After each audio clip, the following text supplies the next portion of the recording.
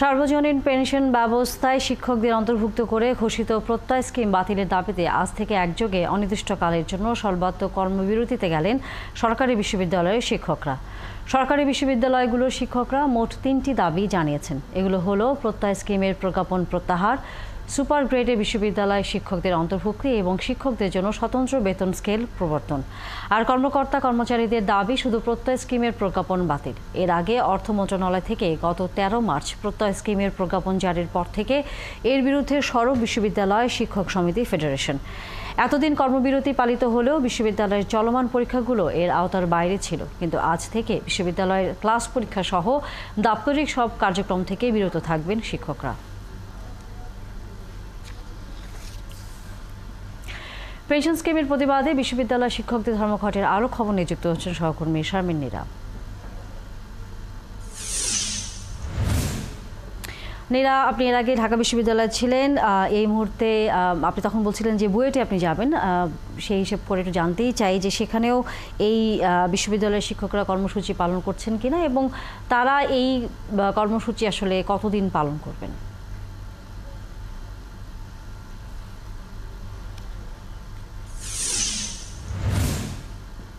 ধন্যবাদ আপনাকে। কতদিন পালন করবে সেটা আমরা নিশ্চয়ই জানাবো। এই মুহূর্তে আমি রয়েছি বুয়েটে এবং বুয়েটের প্রশাসনিক ভবন যেটি রয়েছে সেখানে শিক্ষক সমিতির পক্ষ থেকে কর্মবিরতি পালন করছে। তবে ঢাকা বিশ্ববিদ্যালয়ের সাথে এখানের আন্দোলনের যে একটুখানি ফারাক রয়েছে, ঢাকা বিশ্ববিদ্যালয়ের প্রশাসনিক যে ভবন রয়েছে সেখানেও সব ধরনের কাজ বন্ধ রয়েছে, একাডেমিক কাজ তো বন্ধ রয়েছেই, কিন্তু এখানে ক্লাস বর্জন হয়েছে, পরীক্ষা বর্জন হয়েছে, অর্থাৎ একাডেমিক কার্যক্রম বন্ধ রয়েছে, এমনটা আমরা দেখছি। এটি হচ্ছে ফারাক। কিন্তু মূল সুর যেটি আন্দোলনে সেটি হচ্ছে যে তারা কোনোভাবেই প্রত্যয় নামক যে নতুন স্কিম, যেটি পঞ্চম স্কিম যেটি সরকার চালু করতে যাচ্ছে, আজ থেকে চালু হচ্ছে, সেটা কোনোভাবেই মানতে চাচ্ছেন এবং বলছেন যে এটি আসলে অনেক বড় বৈষম্য। মূল যে বিষয়টিকে তারা সামনে এনেছেন সেটি হচ্ছে যে এই স্কিম যদি চালু হয় তাহলে মেধাবী শিক্ষার্থী যারা রয়েছে তারা আর কেউ কোনোভাবে এই প্রফেশনে আসবে না, অর্থাৎ শিক্ষকতা পেশা আসবে না। আমি দু একজনের সাথে একটু কথা বলে নিতে চাই যারা এই আন্দোলনে এসেছেন, যুক্ত হয়েছেন।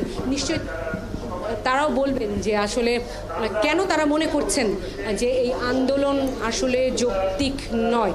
একটু আমরা জানবার চেষ্টা করব। আপনি কিছুক্ষণ আগে কথা বলছিলেন, আমরা কিছু জানতে পারি যে আপনারা বলছেন যে এই আন্দোলনে আপনারা বঞ্চিত হবেন, মানে দুঃখিত, এই প্রত্যয় স্কিম চালু হলে আপনারা বঞ্চিত হবেন এবং মেধাবী যারা শিক্ষার্থী রয়েছে তারা শিক্ষকতা পেশা আসবে না।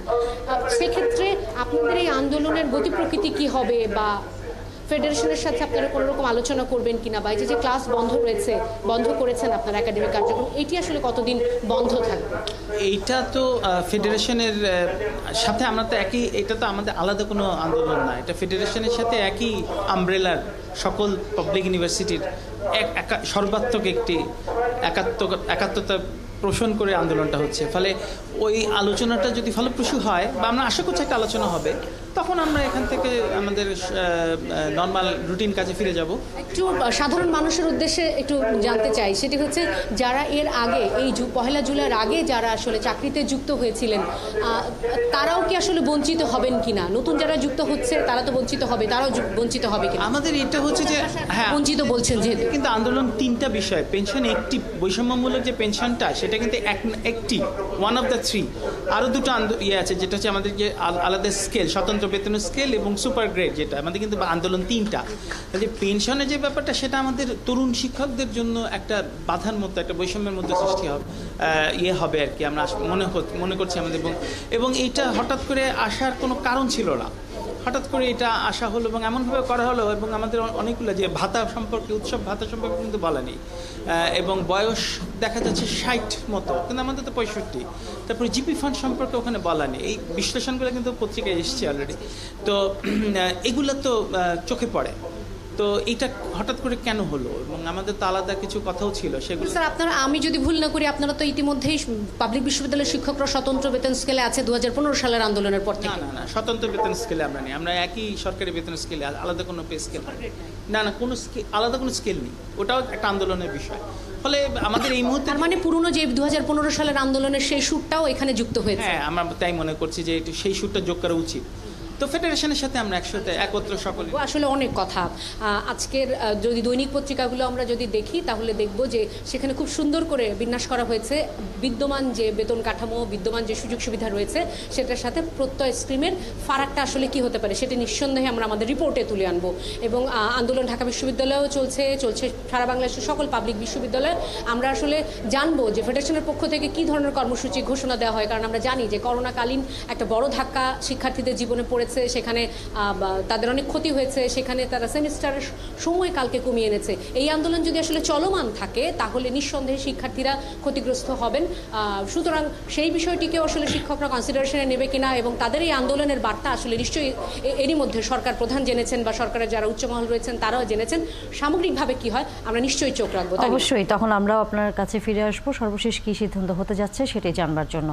দর্শক, আমাদের সাথে এতক্ষণ যুক্ত ছিলেন আমাদের সহকর্মী শামিনীরা। আমরা এই সার্বজনীন পেনশন স্কিমের বাধ্যতামূলক অন্তর্ভুক্তির প্রতিবাদে আজ সারা দেশের সবগুলো সরকারি বিশ্ববিদ্যালয়ে শিক্ষকদের যে সর্বাত্মক কর্মবিরতি চলছে সে খবরও জানবো। চট্টগ্রাম থেকে সহকর্মী যুক্ত হয়েছেন প্রণবেশ চক্রবর্তী, রাজশাহী থেকে রাশিদুল হক রুশো এবং জাহাঙ্গীরনগর বিশ্ববিদ্যালয় থেকে আশরাফ সিজেল। আমরা প্রথমেই চট্টগ্রামে যাচ্ছি। প্রণবেশ, এখন এই মুহূর্তে শিক্ষকরা কি দাবি জানাচ্ছেন বা সেই কর্মসূচির কি খবর আছে আপনার কাছে?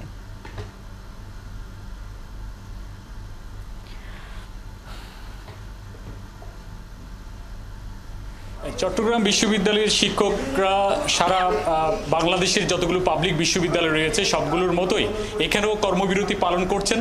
তাদের দাবি সার্বজনীন যে পেনশন স্কিম চালু করেছে সরকার সেটিতে তাদেরকে অন্তর্ভুক্তকরণ সেটি ঠিক হবে না, কারণ তারা মনে করছেন এটি একটি বৈষম্যমূলক। তাদের জন্য স্বতন্ত্র পে স্কেল চালু করার দাবি তারা জানিয়েছেন। আজকে এই কর্মসূচির কারণে এখানে ক্লাস, পরীক্ষা, দাপ্তরিক কাজকর্ম সবকিছুই বন্ধ রয়েছে।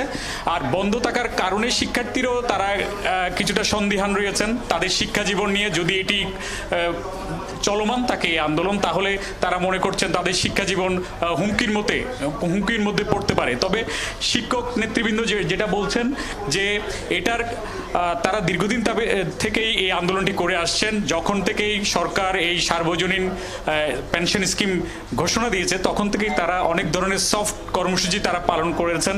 বিশেষ করে তারা প্রথমে প্রচারণামূলক প্রোগ্রাম করেছেন, এর বাইরেও তারা মানববন্ধন, অন্যান্য কর্মসূচি, 1 ঘন্টার কর্মসূচি এরকম দিয়েছেন। কিন্তু সর্বশেষ তারা বাধ্য হয়েছেন এই অনির্দিষ্টকালের কর্মবিরতির মতো অনুষ্ঠান কর্মসূচির দিকে যেতে। তো তারপর তারা যেটা বলছেন যদি এখনই সরকার কোনো ঘোষণা দেয় তাহলে তারা এই কর্মসূচি থেকে সরে আসবেন। এবং তারা এটাও বলছেন যে এই ধরনের যে পেনশন স্কিম এটার কারণে বৈষম্যমূলক একটা ব্যবস্থা তৈরি হতে পারে। আমি একটু এখানে যারা শিক্ষক নেতৃবৃন্দ আছেন তাদের কাছ থেকে জানতে চাইবো। প্রফেসর রহমান নাসিরউদ্দিন এখানে আছেন, তার কাছে আমি সরাসরি যাচ্ছি যে এই সরকারের এই পেনশন স্কিম এটি চালু হলে আসলে কি সমস্যাটা তৈরি হবে, আর শিক্ষার্থীরা তো যেহেতু একটি পক্ষ তাদের জন্য আপনারা কি ভাবছেন? ধন্যবাদ। আসলে এই যে প্রত্যয় স্কিমটা তৈরি করা হয়েছে এটা হচ্ছে জাস্ট উপর দিয়ে চাপিয়ে দেওয়া হয়েছে। কোনো ধরনের আলোচনা ছাড়া, কোনো ধরনের ডায়ালগ ছাড়া একটা জিনিস চাপিয়ে দেওয়া হয়েছে যেটা আমাদের মধ্যে, শিক্ষকদের মধ্যে একটা বৈষম্য তৈরি করবে। যেমন 1 জুলাই থেকে যারা যোগদান করবে তাদের জন্য এক ধরনের স্কিম, আবার যারা আগে ছিল তাদের জন্য এক ধরনের স্কিম। আবার এই স্কিমের মধ্যে যে বিদ্যমান যে স্কিমটা আছে তার সাথে নানান ধরনের বৈষম্য, নানান ধরনের এক ধরনের বিভিন্নভাবে শিক্ষকদেরকে শিক্ষকদের শিক্ষা পেশাটাকে নানানভাবে এটা অসম্মান করার একটা এক ধরনের অবদমিত করার এক ধরনের প্রচেষ্টা আমি এখানে লক্ষ্য করছি।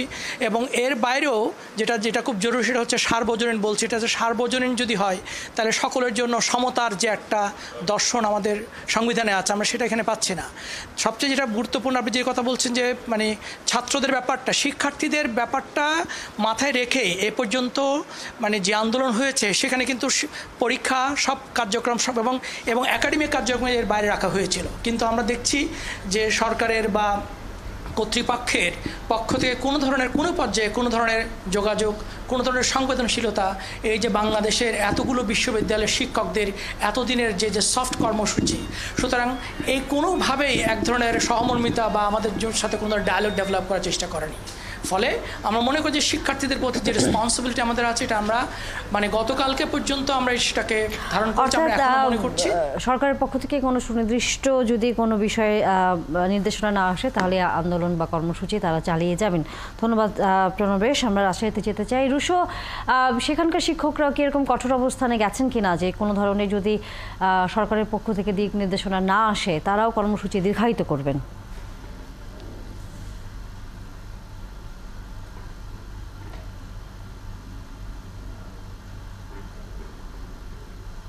এই যে সর্বজনীন যে প্রত্যয় স্কিম এটি বাতিলের দাবিতে আজকে তো সারা দেশে যে বিশ্ববিদ্যালয়ের শিক্ষকরা ক্লাস পরীক্ষা সহ একাডেমিক সকল কার্যক্রম বন্ধ করেছেন। এর পাশাপাশি কিন্তু আজকে দ্বিতীয় দিনের মতো এই যে শিক্ষকরা তারা কিন্তু তাদের যেই কর্মবিরতি বা অবস্থান কর্মসূচি সেটি কিন্তু তারা পালন করে যাচ্ছেন। তারা যেটি বলছেন বক্তব্যে যে তাদের যে দাবি এই স্কিম বাতিল না হওয়া পর্যন্ত তারা কিন্তু প্রতিদিন এই যে তাদের যে আন্দোলন সেটি চালিয়ে যাবেন। আমরা একটু বিস্তারিত শুনে নিতে চাই বিশ্ববিদ্যালয়ের একজন শিক্ষকের কাছ থেকে। আপনাদের আসলে মূল দাবির জায়গাটি তো আপনারা বলছেন যে এই স্কিমটি বাতিল করতে হবে, এটি আসলে করার জন্য সরকারের সাথে কোনো আলোচনা বা কোনো সাড়া ইতিমধ্যে আপনারা পেয়েছেন কিনা, বা কতদিন এই আন্দোলনটা চলবে? আসলে এই ঘোষণার পর থেকেই আমাদের বিশ্ববিদ্যালয়ের শিক্ষক সমিতি যে ফেডারেশন আছে বাংলাদেশের, তারা প্রতিনিয়ত যোগাযোগ করার চেষ্টা করছেন এবং সেই যোগাযোগের পরেই আমরা কোনো সাড়া পাই। আমরা এই লাগাতার বা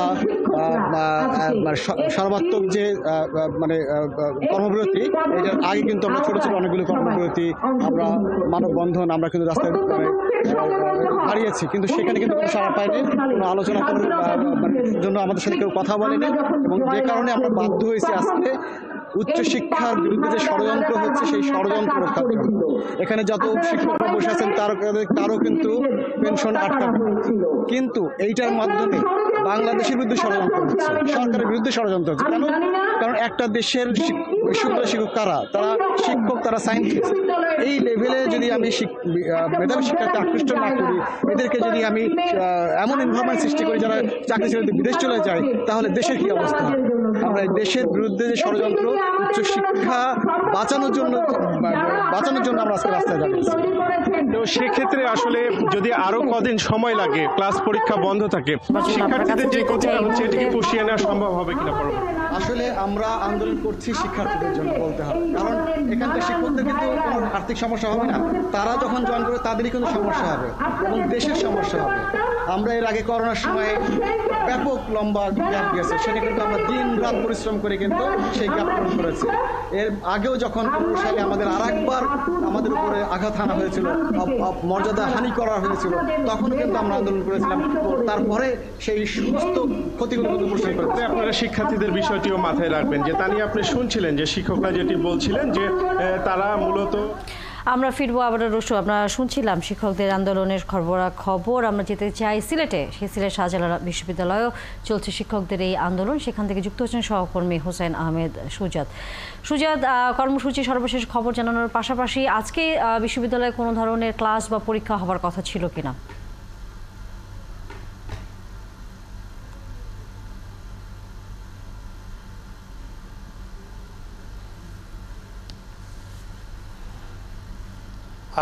দেখুন তানিয়া, সার্বজনীন পেনশন স্কিম নিয়ে সরকার যে প্রজ্ঞাপন জারি করেছে এটি আসলে বৈষম্যমূলক। এই নিয়ে কিন্তু গেল কয়েকদিন থেকেই বিশ্ববিদ্যালয়ের যারা কর্মচারী, কর্মকর্তা, শিক্ষক রয়েছেন তারা কিন্তু আন্দোলন করতে আছেন।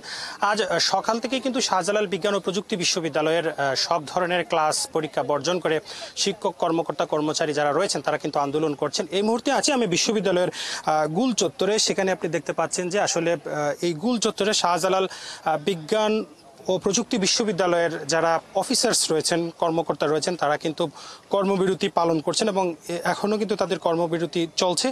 এই গুলচত্রে কিন্তু কর্মকর্তারা তারা কর্মবিরতি পালন করছেন। ঠিক অপর পাশে সমাজবিজ্ঞান অনুষদে শিক্ষক যারা রয়েছেন তারা কর্মবিরতি পালন করছেন। তারা বলছেন যে আসলে সরকারের পক্ষ থেকে যে প্রজ্ঞাপনটি জারি করা হয়েছে এটি তাদের জন্য বৈষম্যমূলক এবং এটি দিয়ে আসলে তাদের তেমন কোনো ভালো হবে না, তারা এটা প্রত্যাহার চান। তো আসলে আমরা একজন কর্মকর্তার সাথে কথা বলবো। আচ্ছা, সরকারের পক্ষ থেকে যে প্রজ্ঞাপনটি জারি করা হয়েছে সেখানে আসলে কোন ধরনের বৈষম্য আনা হয়েছে আপনি একটু বলবেন? আসলে যে বৈষম্যগুলোর মধ্যে রয়েছে বর্তমানে যে আমাদের পেনশন ব্যবস্থা রয়েছে সেখানে আমাদের বেতন থেকে মূল বেতন থেকে কোনো অর্থ কাটা হয় না। বর্তমান যে নতুন প্রত্যয় পেনশন ব্যবস্থা চালু করার কথা রয়েছে সেই ব্যবস্থাতে আমাদের 10% হারে আমাদের বেতন থেকে পেনশনের জন্য 10% হারে টাকা কাটবে। তারপরে আমরা বিভিন্ন আপনাদের ক্ষতিটা কি?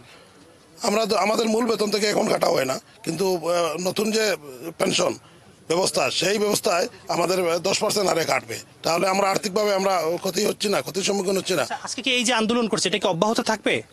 অব্যাহত থাকবে। যে বাংলাদেশ আন্তঃবিশ্ববিদ্যালয় ফেডারেশন কর্তৃক ঘোষিত আমাদের এই কর্মসূচি আগামী দিনও যদি এই টানা 3 দিন আমরা কর্মবিরতির ঘোষণা দিয়েছি, যদি এই 3 দিনের মধ্যে যদি এটা নিষ্পত্তি না হয় তাহলে আগামী 7 তারিখ থেকে আমরা অনির্দিষ্টকালের জন্য আমরা কর্মবিরতি ঘোষণা করব। তানিয়া, আপনি শুনছিলেন যে আমরা একজন অসংখ্য ধন্যবাদ সুজাত, আপনার মাধ্যমে আমরা শুনছিলাম যে তাদের দাবি না মানা হলে তারা আন্দোলন অব্যাহত রাখবেন। আমরা যেতে চাই এই মুহূর্তে জাহাঙ্গীরনগর বিশ্ববিদ্যালয়ে আশরাফ সিজেলের কাছে। সিজেল, শিক্ষকদের কারোর সাথে কথা বলার সুযোগ হয়েছে কিনা? এখন এই কর্মসূচির সর্বশেষ কি খবর আছে আপনার কাছে?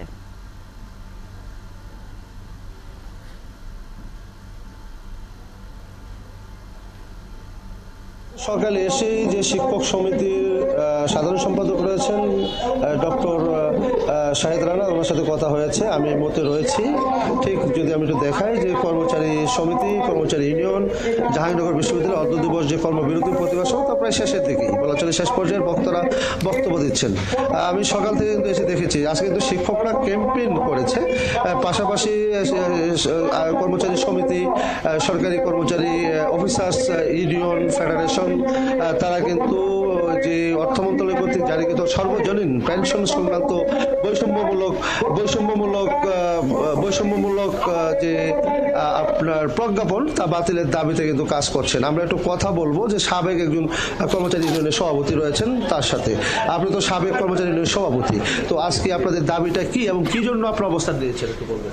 আমাদের দাবিটা হচ্ছে যে অর্থ মন্ত্রণালয় কর্তৃক যে বৈষম্যমূলক একটি পেনশন স্কিম, সেটা হলো পাবলিকের জন্য। সেই পাবলিকের সাথে আমরা যারা বিশ্ববিদ্যালয় দীর্ঘদিন যাবৎ চাকরি করছি এবং আগামীতে যারা চাকরিতে আসবে তাদেরকেও সেই পাবলিকের সাথে একই সাথে পেনশন স্কিমে অন্তর্ভুক্ত করার যে প্রজ্ঞাপন জারি করছে সেই প্রজ্ঞাপনকে প্রত্যাহারের দাবিতে আমরা আজকে এই আন্দোলনে যেমনটি বলছিলেন যে আজকে যে প্রজ্ঞাপনে আমরা রয়েছে যে বর্তমান সভাপতি কর্মচারী ইউনিয়ন, তিনি যদি কিছু বলেন।